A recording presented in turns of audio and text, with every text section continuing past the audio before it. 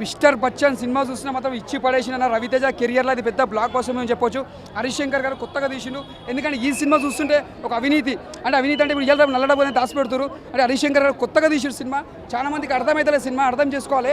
ఎందుకంటే చాలా మంది నల్లడబు దాచుకుంటారు, అని దాచుకుంటారు, బయటికి గుంజుతారు రవితేజ గారు. దాని మీద సబ్జెక్ట్ ఉంటుంది సినిమా. ఇది కొత్తగా ఉంది. హరీష్ శంకర్ గారు చాలా బాగా తీసారు. మ్యూజిక్ కానీ, స్క్రీన్ ప్లే కానీ, డైరెక్షన్ కానీ. మోహన్ చెప్పాలి, హీరోయిన్ కూడా ఇచ్చి పడేసింది. నిజంగా చెప్పాలి, హీరోయిన్కి యాక్సెప్ట్ చెప్పాలి. ఆ హీరోయిన్ యాక్టింగ్ చేస్తుంది మొత్తం అనుష్క చేసాడు చేస్తుంది యాక్టింగ్. మరి ఇలియాన్ చూసాడు అనిపిస్తుంది. హీరోయిన్ మాత్రం డ్యాన్స్ ఏం చేసింది నా ఇచ్చి పడేసింది. హీరోయిన్ మాత్రం సూపర్ చేసింది. అంటే ఎక్కడ కూడా తగ్గలేదు. హీరోయిన్ కూడా దుమ్ము లేపేసింది.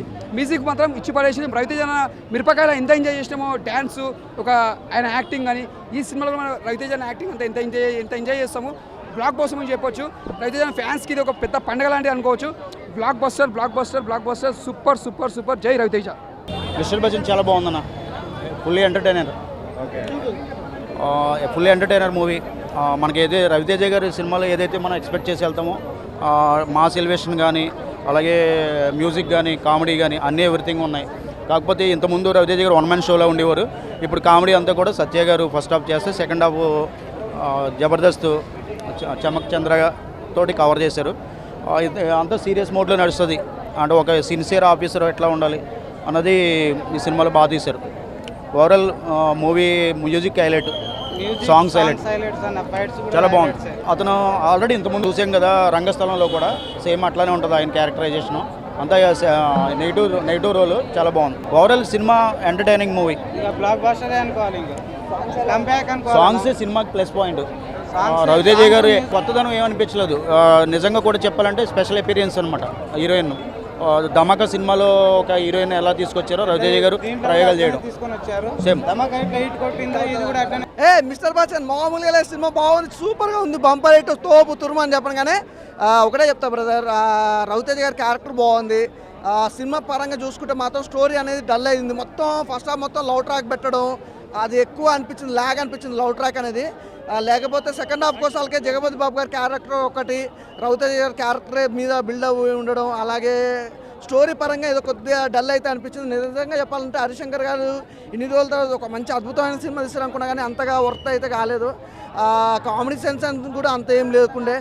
రవితేజ గారికి సంబంధించి అయితే ఆ ఎనర్జీ లెవెల్ అయితే ఏమాత్రం తగ్గలే, గ్లామర్గా చూపించడం. అలాగే హీరోయిన్ లవ్ ట్రాక్ అనేది సినిమా ఫస్ట్ హాఫ్ మొత్తం లవ్ ట్రాక్ అన్న.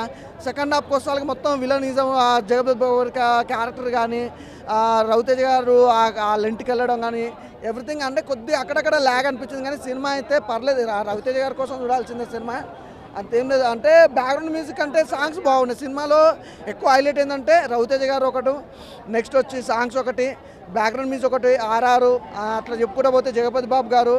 అంతే, ఇంతకు మించి అయితే సినిమాలో అయితే ఏం లేదు. నీ అయితే హరిశంకర్ గారి నుంచి అయితే ఇది ఎక్స్పెక్ట్ చేయలే. కొత్త హీరోయిన్ అయినా మామూలుగా ఉందా భయ. ఆమె సాంగ్స్ కానీ, ట్రోల్స్ కానీ, ఇన్స్టాలో రీల్స్ కానీ ఎవ్రీథింగ్ చాలా బాగుంది. థియేటర్లో ఆమెను చూస్తుంటే అంత డబల్ చూడాలనిపించింది. అదే స్టోరీ పరంగానే కొద్దిగా డల్ అనిపించింది. కానీ లేకపోతే మిగతా అంతా సూపర్. ఆమెకి లైఫ్ ఉంటుంది అన్న, పక్కా ఉంటుంది. ఎందుకంటే ఈ సినిమాతో తన యాక్టింగ్స్ కానీ, తన గ్లామరస్ కానీ ఎవ్రీథింగ్ చాలా అంటే నిరూపించుకుంది.